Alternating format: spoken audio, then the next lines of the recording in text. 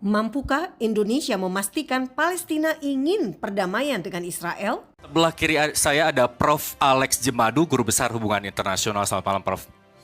Terima kasih telah bergabung bersama kami. Dan di samping Prof. Alex ada Monique Rakers, aktivis pro-Israel, pendukung kebijakan tertentu. Selamat malam, Mbak Monique.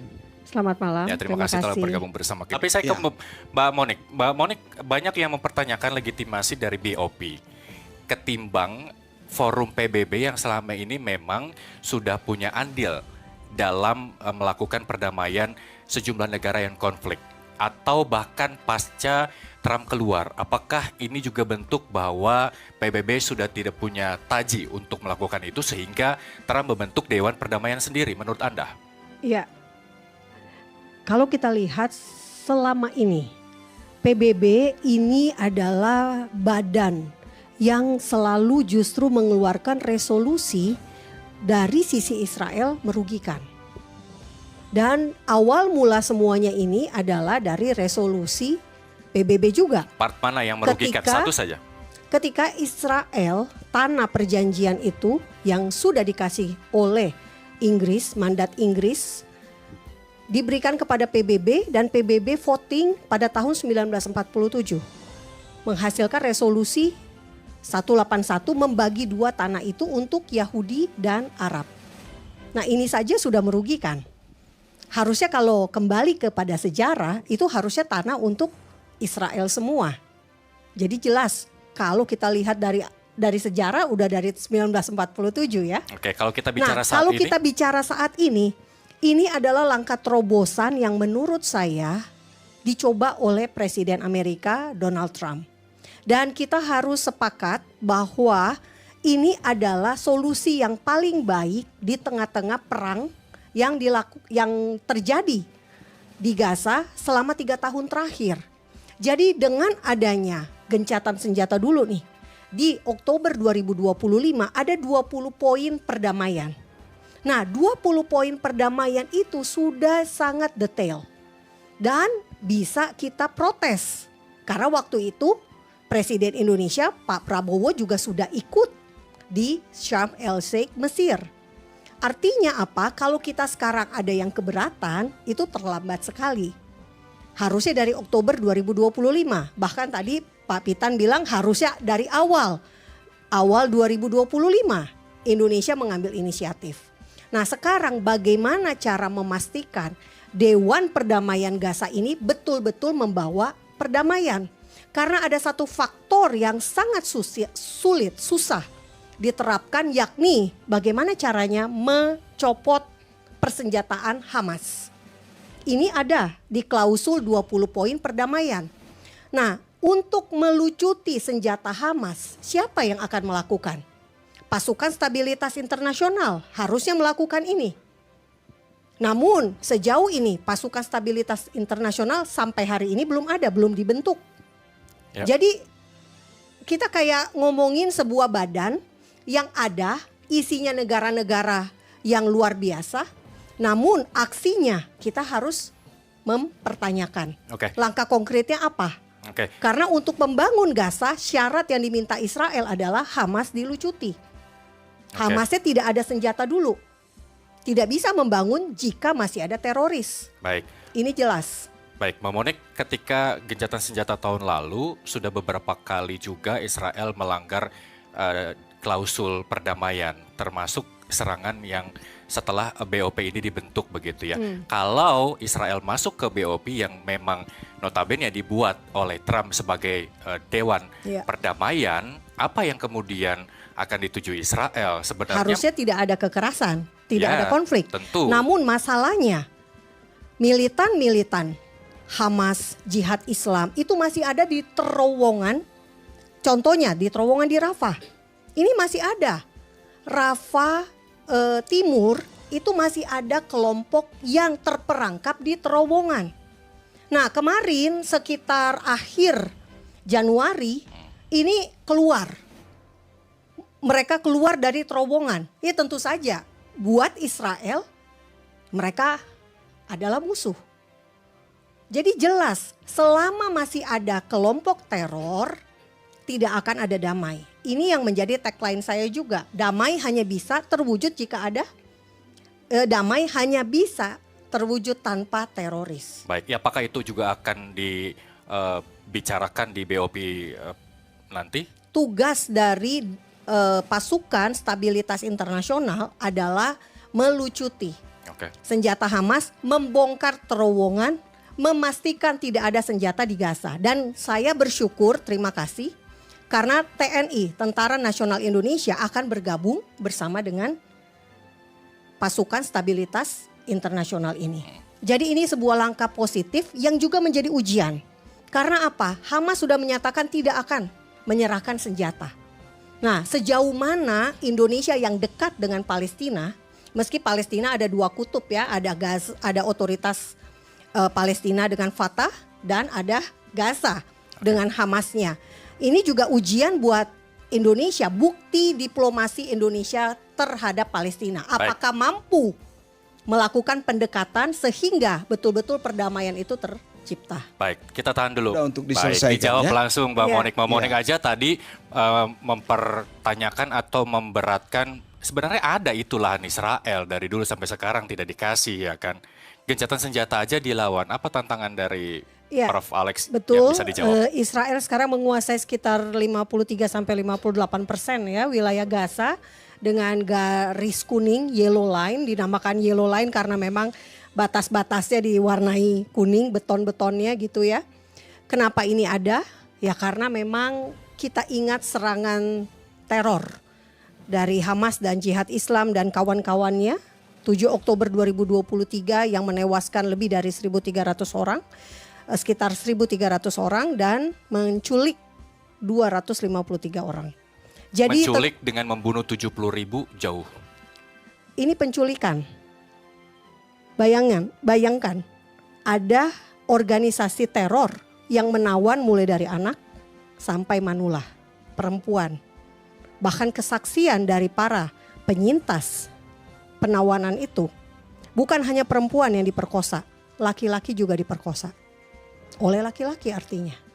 Tapi itu lain cerita. Kita sekarang fokus ke perdamaian. Kalau kita lihat dari paparan Jared Kushner, dia ini adalah Dewan Eksekutif Gaza. Dewan Eksekutif Gaza bukan hanya Jared Kushner, bukan hanya menantu dari Presiden Trump yang jelas orang Yahudi ya.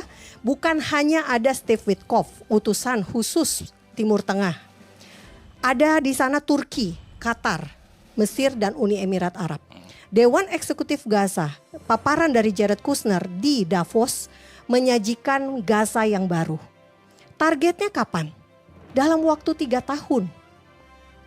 Pembangunan di Gaza itu sudah berjalan. Pertama fokusnya di mana? Di Rafah.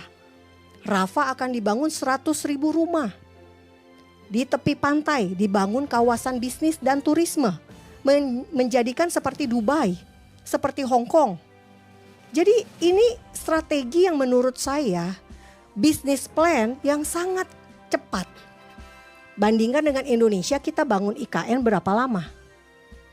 Nah ini 3 tahun targetnya. PBB saja mengatakan untuk membereskan puing-puing di Gaza butuh waktu 7 tahun.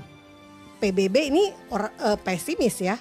Tapi kalau kita lihat presentasi Jared Kushner justru 3 tahun. Nah disinilah jadi ada kata kuncinya. Rekonstruksi atau rehabilitasi Gaza bisa terjadi jika Hamasnya tidak ada. Jadi kembali lagi, Israel mundur kalau Hamasnya tidak ada. Dan jangan takut Israel akan menguasai Gaza, sebab Israel sudah keluar dari Gaza sejak 2005. Jadi Israel nggak punya kepentingan di Gaza. Bahkan Israel kasih Gaza untuk damai, untuk menjadi bagian dari Palestina. Namun sayangnya tahun 2006 Hamas menang pemilu, bukan Fatah yang menang pemilu. Sehingga Gaza itu yang ukurannya 40 kali 10 kilometer, 40 kilometer kali 10 kilometer justru jadi basis teror. Ini yang ditakutkan. Nah, kalau kita mau betul-betul Gaza yang baru ini damai sejahtera, Gaza yang makmur, tentu kita harus balik lagi Oke. Yang menguasai Gaza harus yang tidak mau teror. Kalau enggak percuma. Dibangun pasti akan bangun atasnya bagus, bawahnya dibangun terowongan. Untuk apa? Teror.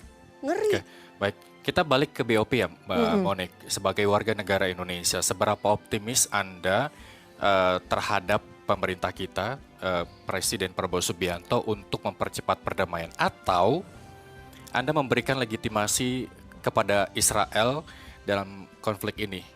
Kebijakan-kebijakan Israel dituangkan dalam perundingan di BOP? Kalau kita lihat dari komposisi Dewan Perdamaian Gaza ini ya, Dewan Eksekutifnya, ada negara seperti Qatar. Yang jelas-jelas Qatar ini adalah pelindung dari Hamas. Berapa banyak pemimpin Hamas yang sampai hari ini masih ada di ibu kota Qatar, di Doha. Dan kita tahu Qatar ini sangat dekat dengan Presiden Trump. Trump dapat apa? Pesawat dari Qatar. Dan Qatar tidak pernah digadang-gadang untuk ikut masuk dalam kesepakatan Abraham. Tidak seperti Arab Saudi dan Indonesia. Jadi seperti ada tidak ditekan gitu ya untuk masuk ke kesepakatan Abraham. Nah, buat Israel tidak semua yang ada di situ adalah temannya Israel. Jadi kita bisa lihat ada Pakistan. Pakistan ini tidak bersahabat dengan Israel. Yang bersahabat India, India malah belum masuk. Nah, jadi kalau saya sangat apresiasi Presiden Prabowo. Karena apa? Presiden Prabowo lah yang pertama berani melakukan tindakan nyata. Oke. Konkret. Meskipun Selama ini kita hanya bahwa wacana Amerika loh. Serikat sebagai negara pencetus Dewan Perdamaian BOP ini sekutunya Israel.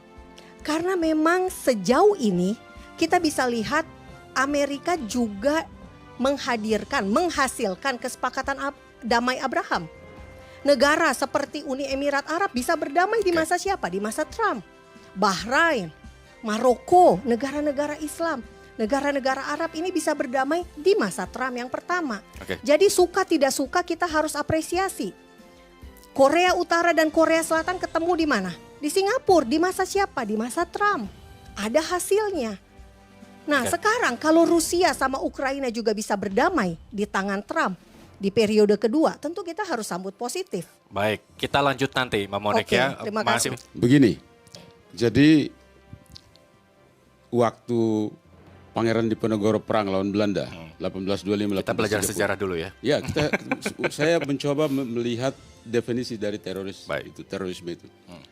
Belanda bilang Diponegoro itu ekstremis, teroris. Tapi kita panggil pahlawan kita, pejuang kita. Sudirman begitu juga.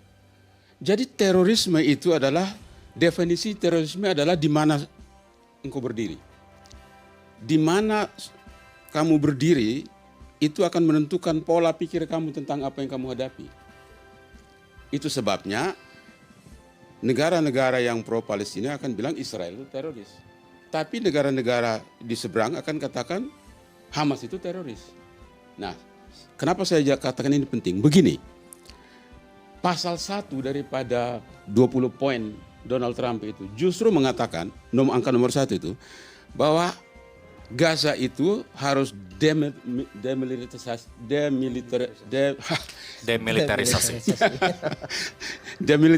ya, harus demilitarized, bebas dari teror. Itu kalimat ini. Kalimat itu tidak akan bisa dibawa ke perundingan. Pasti mentok. Justru disitulah pentingnya Pak Prabowo hadir di situ. Ya. Dan katakan Pak Trump, you pakai kalimat ini nggak bakal jalan karena Indonesia punya pengalaman, kita tangani Kamboja tidak seperti gini. Langkah tawar, Mbak Monik, langkah tawar apa yang akan disampaikan oleh Israel dalam forum perbincangan di BOP? Udahlah. Perangnya selesai lah gitu. Memang perangnya sudah selesai. Sejak kembali sandera terakhir yang tewas, Ran Fili, dia seorang polisi. Dia tewas pada saat membela sebuah kibuts dan dibawa ke Gaza. Dan karena dia dipikir orang Palestina, maka dia dimakamkan dengan terhormat gitu ya, makanya jenazahnya utuh. Setelah itu setelah ditemukan oleh IDF, dipulangkan ke Israel, dimakamkan, maka pin kuning bring them home sudah dicopot. Jadi sekarang Israel sudah selesai dalam hal menyelesaikan akibat dari teror 7 Oktober 2023. Saya sekali lagi tegaskan, terorisme menurut definisi adalah segala tindakan melakukan kekerasan demi mencapai tujuan. Indonesia ada terorisme dan itu bukan pejuang jelas. Nah, kata perdamaian buat Israel itu sudah tidak asing. Tahun 1994 Israel itu berdamai dengan Palestina, jabat tangan dengan Yasser Arafat, pemimpin PLO, Organisasi Pembebasan Palestina. Bahkan itu harga yang dibayar sangat mahal. Karena apa? Perdana Menteri yang setuju berdamai dengan Palestina tewas dibunuh. Ishak Rabin tewas dibunuh oleh orang Yahudi yang tidak setuju dengan perdamaian. Kenapa ada orang Yahudi tidak setuju? Karena untuk berdamai Israel harus kasih tanah. Tanah apa? Bethlehem, kota kelahiran Raja Daud, kota kelahiran Yesus. Dikasih lagi Yeriko, kota pertama yang direbut oleh bangsa Israel. Dibawa Yosua ben Nun. Di Al-Quran juga ada Yusha. Ini bukti sejarah. Israel sudah gak asing dengan kata perdamaian. Yang sering kali melanggar perdamaian justru sisi Palestina. Nah, pertanyaan saya, mampu gak Indonesia mendekati Palestina agar Palestina ini konsisten untuk bisa akhirnya betul-betul perdamaian ini berjalan dengan baik. Oke. Itu tugas Indonesia. Oke. Karena Indonesia selama ini mengklaim sebagai pendukung Palestina. Di forum-forum OKI, forum-forum internasional PBB berapa kali selalu pemimpin negara kita selalu mendukung kemerdekaan Palestina. Oke. Bahkan masih sampai hari ini ada kedutaan besar Palestina di Jakarta. Namun kita mengklaim itu belum merdeka. Apakah saya nggak tahu nih dari sisi Profesor Hubungan Internasional apakah ini ilegal atau legal? Baik, saya tahan dulu Mbak Monik. Kita semua punya keoptimisan dan harapan terkait dengan perdamaian yang terjadi di Gaza. Bagaimanapun Indonesia kita harus dukung begitu ya. Saya mewakili rakyat Indonesia nih, udahlah damai saja. Ya, damai selalu baik, damai pasti baik, namun Ya. damai hanya bisa tanpa teroris. Dan saya bersyukur Indonesia ikut dalam Dewan Perdamaian Gaza karena apa? Israel ada di situ sehingga Indonesia dan Israel akan semakin merapat. Tapi tidak mempengaruhi kebijakan Trump untuk menolak perdamaian? Saya bukan jubirnya Trump ya, tapi yang saya lihat adalah dengan hadirnya Indonesia, ini adalah peluang yang sangat besar hubungan kita dengan dengan Israel akan semakin konkret. Tapi sebagai warga negara Indonesia dukung kan perdamaian? Tentu, saya mempromosikan perdamaian selama ini. Baik, terima kasih Mbak Monik, terima kasih Prof. Alex, terima kasih Pak Pitan, terima kasih Mas Iwan. Kita tetap optimis bahwa Indonesia mampu mewujudkan perdamaian di Gaza. Saya Muhammad Irsal, pamit, terima kasih dan sampai jumpa. Saudara, dalam rangka ulang tahun Hadassah of Indonesia yang ke-10 pada tahun 2026, kami menyajikan merchandise model baru. Terima kasih Anda telah mendukung pelayanan edukasi Fakta Israel. Yisrael Hai, bangsa Israel hidup. Salam damai dari Fakta Israel.